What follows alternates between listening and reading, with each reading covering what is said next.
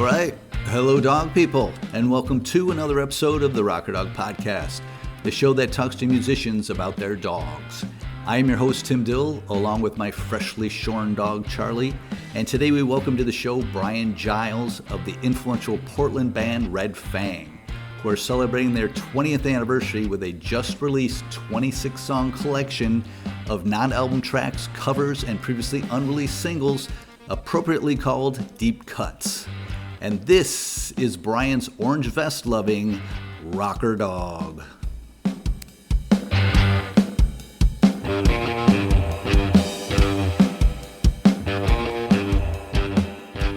My dog is Boon. And what kind of dog is Boon? She's a 75-pound, full-blooded attention hound. That's the best kind. She thinks so. And how old is Boon? Well, we've got her. She's a rescue, so 10 or 11, depending on if you believe the people we adopted through or the vets. The vets thought her teeth looked like she couldn't be more than one, even though when we got her from a local rescue organization, they thought she was 2. But she was a street dog, so I don't think anybody really knows. Okay, so we're essentially going back 9 or 10 years when you got her? Yeah, we've had her about 8 or 9. I mean, we got her when she was either 1 or 2. So yeah, about 8 years. Okay. So what's going on in your life 8 years ago that Boon found her way to you? Well, I had a dog, Fender. Marking's pretty similar to Boon, but a smaller dog. But he died a little too soon. He died when he was 9 or so. He developed a essentially inoperable cyst, and so I was a little gun shy about getting a dog. But my wife, I joke, but only half joke, that she likes dogs more than people. And she had a pug that she loved, Ziggy. And so both of us had lost our longtime pets. And so, it had been a couple of years since we'd had a dog. And so I guess we just got to talking about it. And both of us are dog lovers. But I think when you have a pet and it passes away, you need a minute, because you really pour a lot into these animals, and then to have them go away it's a bummer. I don't have to tell you that. Do you have a long history with dogs? Did you grow up as a kid with dogs? I had a dog when I was 6 or 7. We adopted it was a dachshund, Fritzy, from an elderly fella. I lived in Tucson at the time, and there was an old married couple, and the woman had passed away, and so the widow was just unable to take care of the dog. So anyway, so we got Fritz, but he was already real old, and so he only lasted about 2 years. So, okay. But that was my only dog as a kid. We were more cat people, but I guess I kind of connected more with dogs, maybe even as far back as Fritz. Well, that's a question I eventually come to, but since you mention it, why do you connect better with dogs? Well, they're just better at making you feel like they want you there. Cats are kind of like cats. There's some, we were just talking about, we're at a friend's house, and they had a dog who recently passed away, but they still have their cats anyway. And they were just talking about some meme that's going around where it's like, if a cat could text, it wouldn't. Yeah, so they're very, exactly. They're very aloof. And I like an animal that, that seems to give a shit whether I show up at home or not. So I guess it's, as simple as that. Yeah. Well, if there was a soul dog, that one dog that meant the most to you, would that be Fender? I think Boon. It's my current dog because okay. I feel like I'm more present as a dog owner now. Mm-hmm. That I'm older, and I feel like I see her more. So mm-hmm. I don't know, but I think unless you get a real dick of a dog, then I think that your current dog is generally the one you care about most. Hopefully. Yeah, I can see that. And I get the name Fender, you being a musician and a guitarist. Does Boon's name mean anything, or is that the name she came with? Fender was a boy, and I named him, I guess, because of the guitar. Yeah, I guess so. And it's also cute. It's like a car part. Yeah, good name. Yeah. I got a tattoo. So anyway, but yes, everyone thinks that's because I love Fender guitars. And I do, but not enough to get a tattoo of a brand name. But forever now, I think people think that I'm maybe endorsed by Fender or something. I am not. Are you open to? Oh yeah, sure. I mean, if I'll always play a free guitar. So actually, back to Boone. Boone's name, does his name mean anything, or is that the name he came with? That is my wife's late father's name. Okay. And would he have appreciated the nod? I never met the man. I would hope Okay. so. All right. And you kind of mentioned Boone was a street dog. Do you know anything else about his history? Does he have a hard scrambled known history, or is it just more or less what you said? Yeah, well, we don't really know. She was collected by animal control in Texas somewhere, and then there's this organization in Portland called the Pixie Project, and they have a network with other shelters, especially high kill shelters, and apparently they do runs from Texas a couple times a year where they just load up an 18 wheeler with just kennels, and they drove Yeah.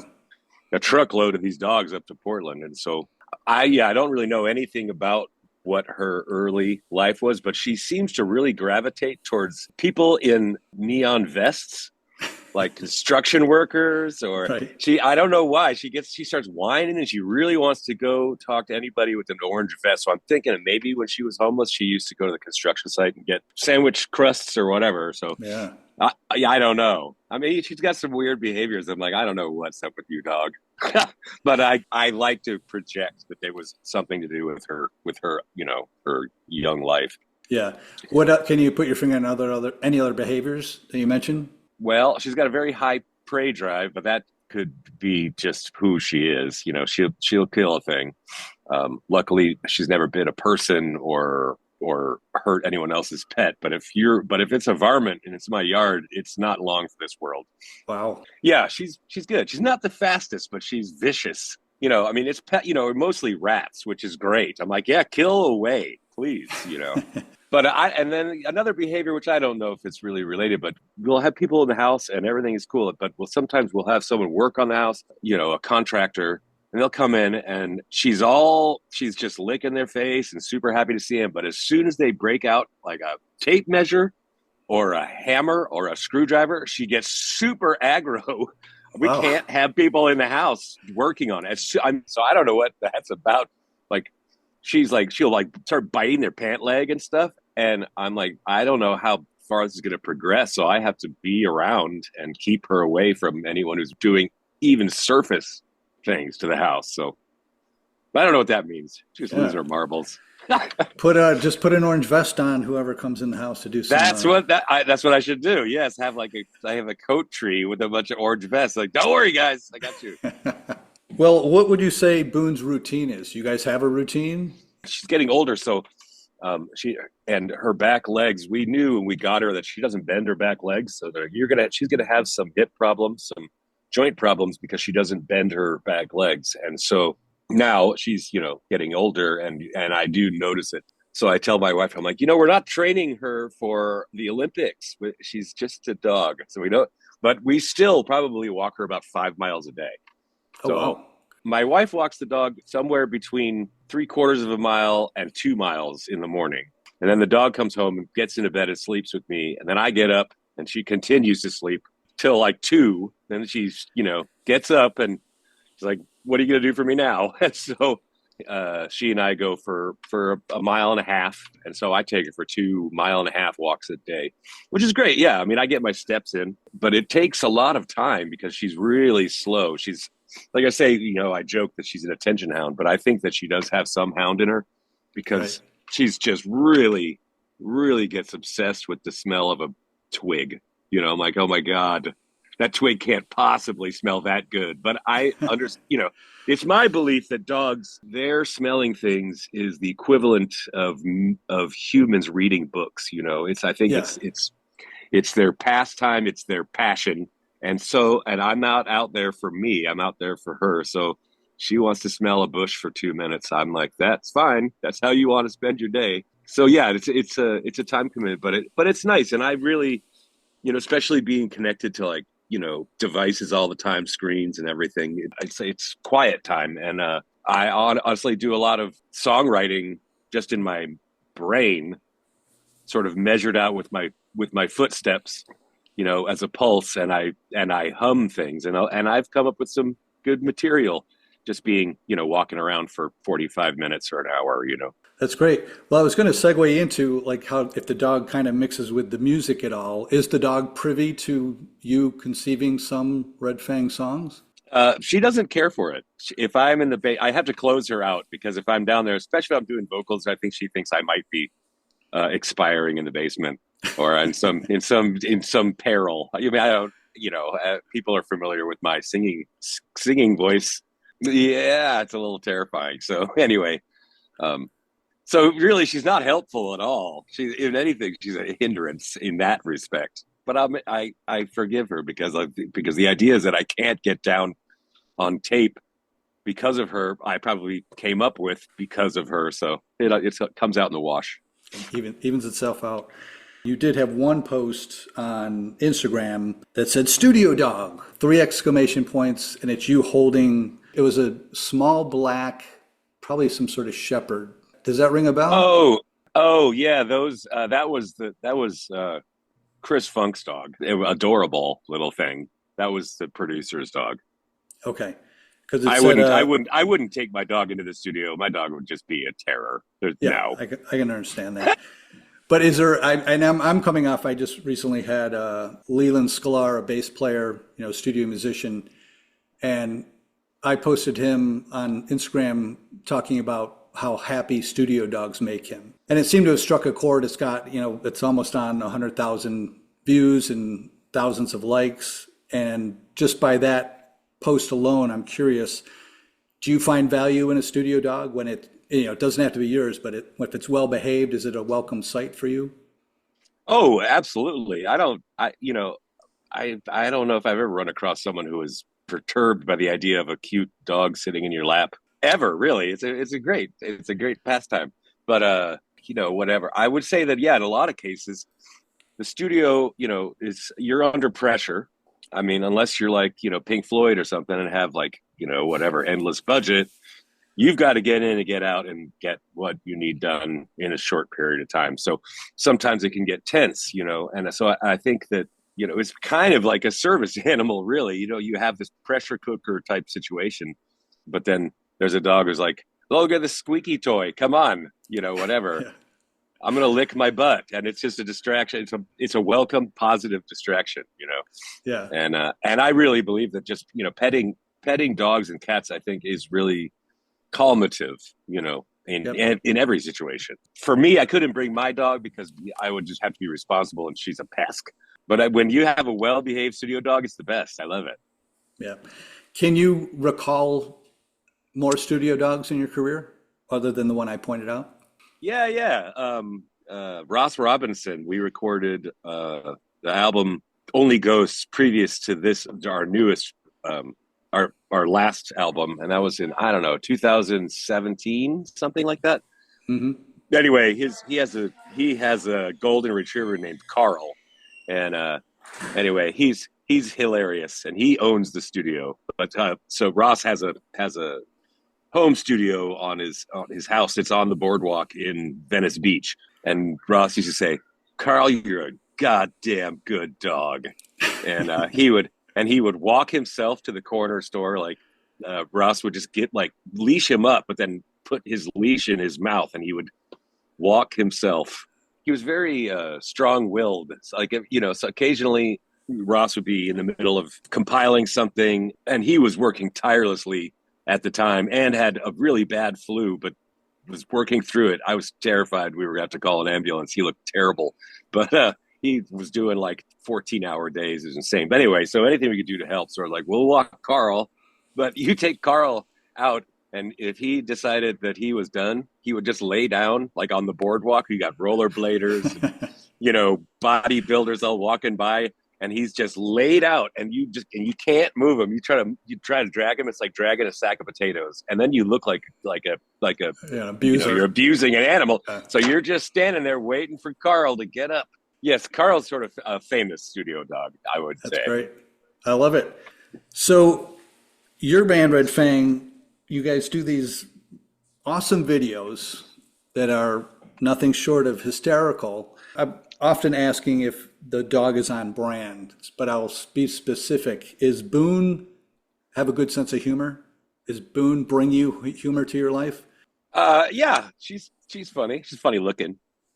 She gets dirt face a lot, which always makes me laugh. So I don't know if dogs do it on purpose. I don't think they do, but dirt face is the best. And you know what I'm talking about. And yeah, she's got our number, that's for sure. So sometimes the moves she pulls on us to get more treats, or like, yeah, you could put your dinner plate on the floor and I could clean it for you. She's not like an overt beggar, but she's crafty. It's unbelievable. The dog eats better than I do.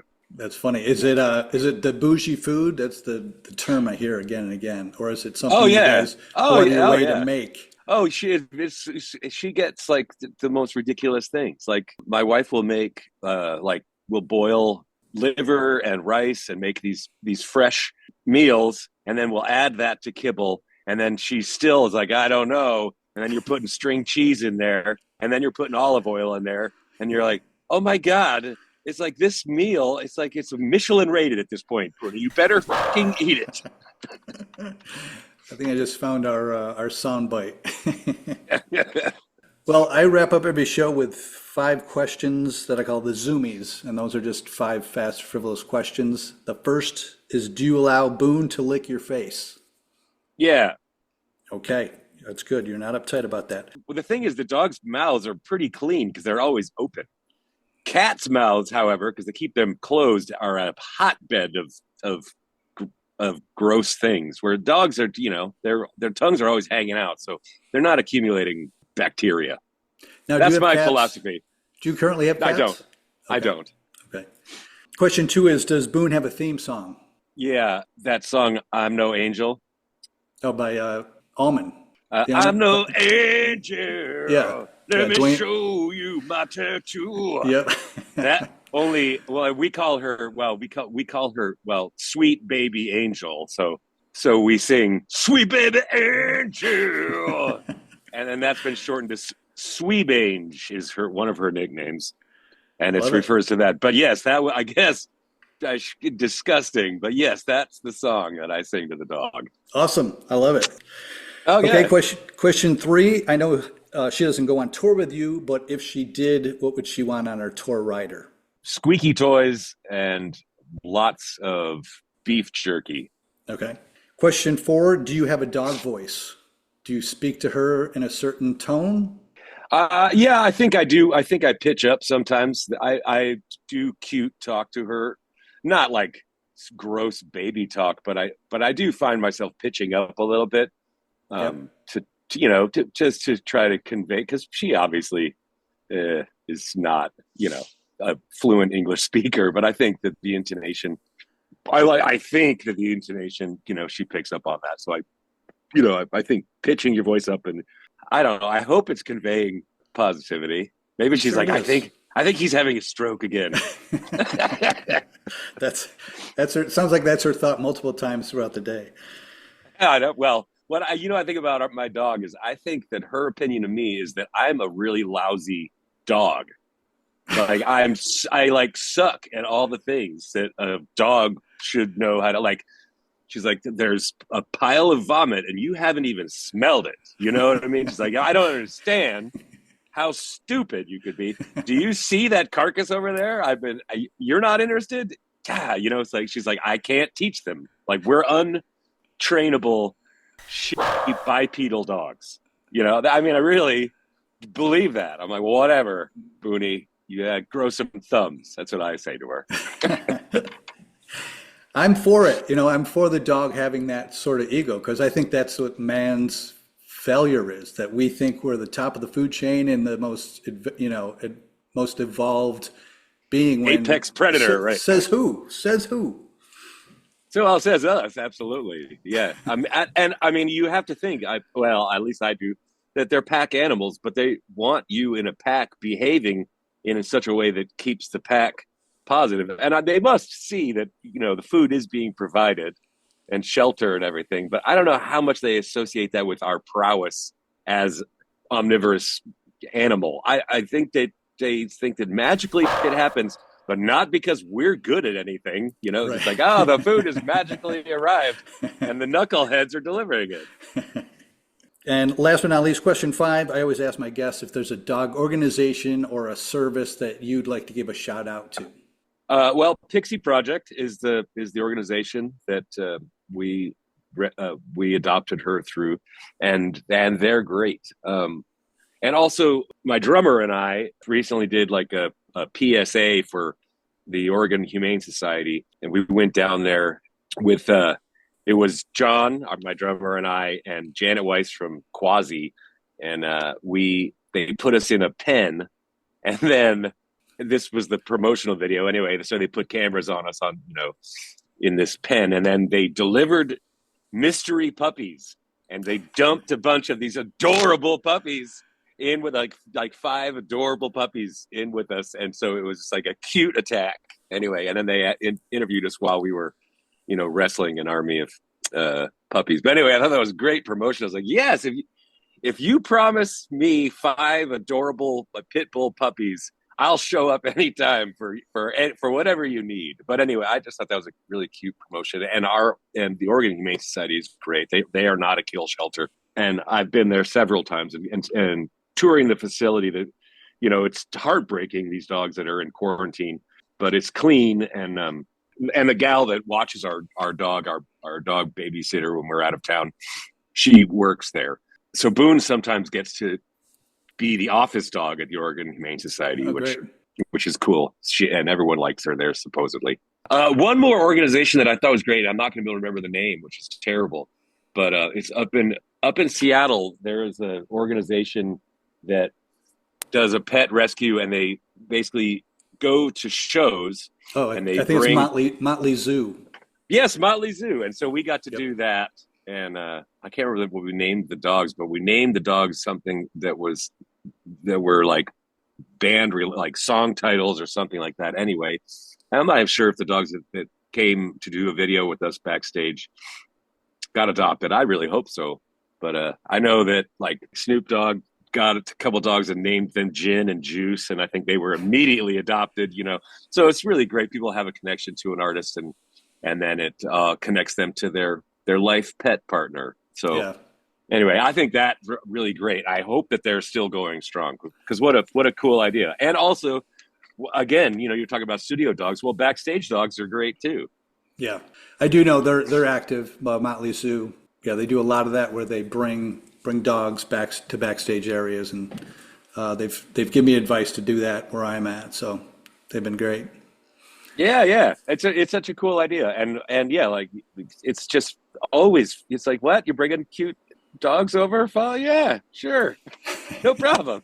Yeah, I did see the video you're talking about. My favorite quote of yours was that you know the neighborhood dogs' names, but you don't know the neighbors' names. That's true. Yes, I do know them, such as Norman next door. Fucking holy terror, Norman. Swear to God. It's like, oh God, I gotta steer way clear of that yard if Norman's out. Norman just goes World War III. It's like, guys, you live next door to each other. Is Portland as a whole in your neighborhood, is that a good area for dogs? Yeah, I think so. I mean, Portland in general is really dog friendly. There's lots of off leash dog areas. And when we first got Boon, we were taking her pretty regularly to one that's sort of near my house in North Portland. But she gets really obsessive about balls and stuff. So she was gotten in enough like dust ups with other dogs, like fighting over, tennis ball, either hers or theirs. That it got to where I'm embarrassed to say, but she really is not under voice command. So we just can't trust her to do it anymore. But Fender was much more, would listen more. So I used to take him all over town. I would take him to, like destination dog runs. So in general, dogs get a lot of respect in this town. That's how I say that. That's good. Well, Bryan, thank you for giving me your time and you letting me get to know Boon, a little bit of Fender. It's always nice to match you guys up with your dogs and hear what value they bring to your life. So thank you. Hey, well, thanks for having me. It was really fun. I like talking about dogs. talking dogs. I'm going to use that too as my new tagline. my mnemonic. You got it.